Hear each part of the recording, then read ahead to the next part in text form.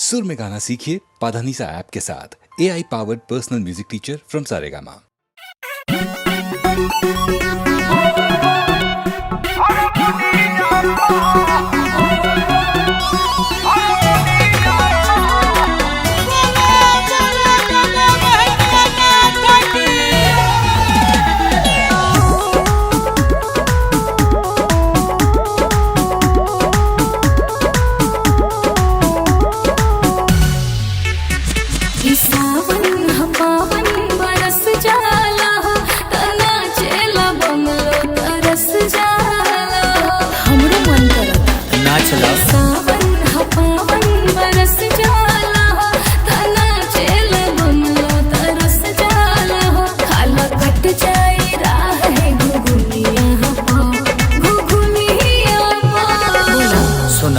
ए भाभी रात करे लगबू तू दुनिया को। अच्छा बोल बोल बोल दुनिया को।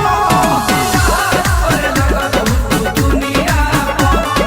बोल बोल बोल दुनिया को।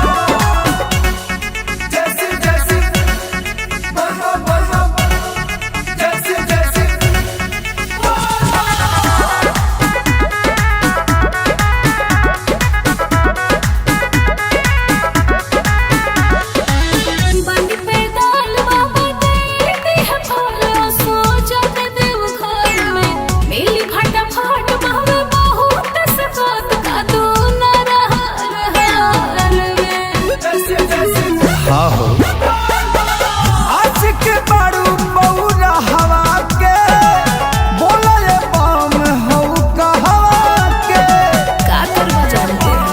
बता दरिक से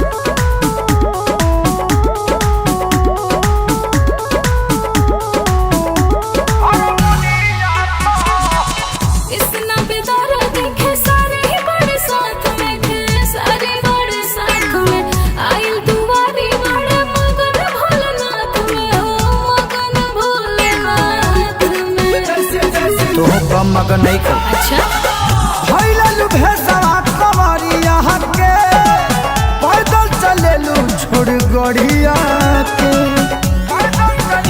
लेला ए बानी गंगा पनिया बहंगिया बहंगिया देखी हो चल ना गिरे।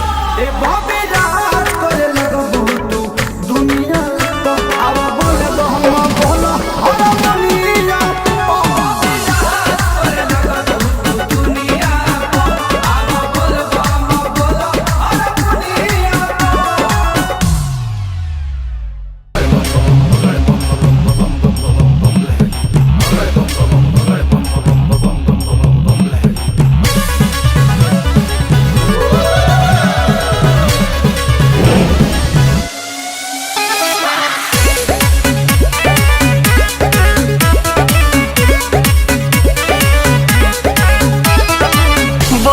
जहवा पावन गंगा धारा हर हर महादेव बोले लोग बसारा।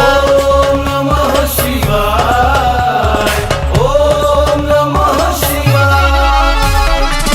बहेला जहवा पावन गंगा धारा हर हर महादेव बोले लोग बसारा।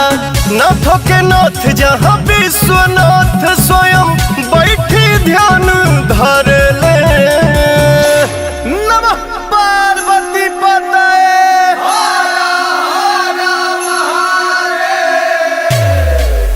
काशी के कंकड़ कंकड़ में शिव शंकर वास कर ले। काशी के कंकड़ कंकड़ में शिव शंकर वास करे ले।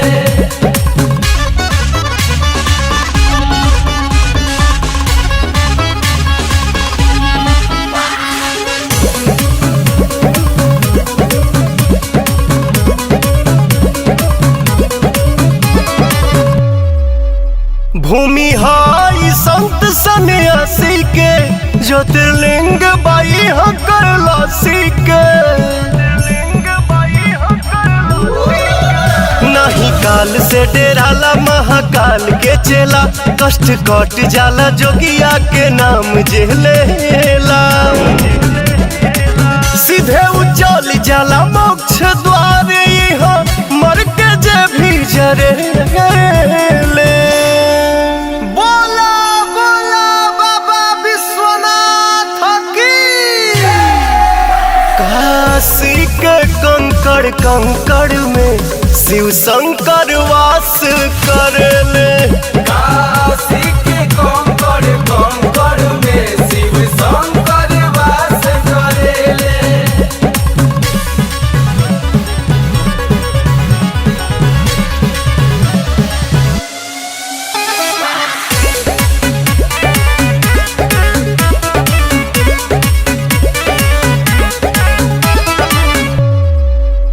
पवन भजन गावेले शिव शक्ति के हर सात भागीरथ भाव भक्ति के ओम नमः शिवाय। खुद अपने से जाके शमशान का करी सारा देहिया में भसम ही भभूत रगरी खाली न लौटे कोई यहाँ से सब कह झोली भरे ले अकाल मृत्यु वो मरे जो काम करे चंडाल का हरे काल भी उसका क्या बिगाड़ेगा जो भक्त है महाकाल का काशी के कंकड़ कंकड़ में शिव शंकर वास कर ले काशी के कंकड़ कंकड़ में शिव शंकर वास करेले।